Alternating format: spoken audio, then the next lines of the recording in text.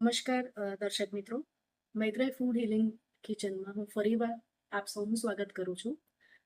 આપણે આજે એક બીજી વાત કરીએ કે જ્યારે પણ તમે રસોઈ બનાવો ત્યારે તમે કેવા ભાવથી રસોઈ બનાવો અને એનું શું પરિણામ આવે એના વિશે આજે આપણે વાત કરીએ.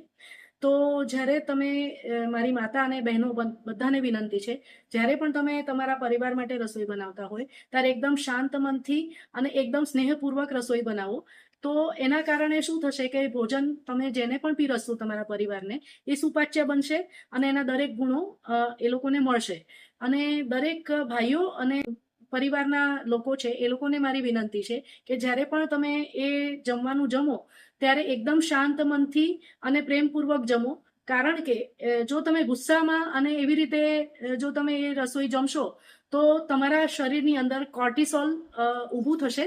અને એ કેટલું ખરાબ છે એ આપણને બધાને અત્યારે ખબર છે કે કોર્ટિસોલને કારણે શું પ્રોબ્લેમ થાય, તમારા શરીરની અંદર કેટલી બધી નેગેટિવિટી આવે અને કેટલું બધું એનું ખરાબ પરિણામ આવે કે જેને કારણે એ જે રસોઈ છે એના કોઈ પણ ગુણ તમને મળશે નહીં.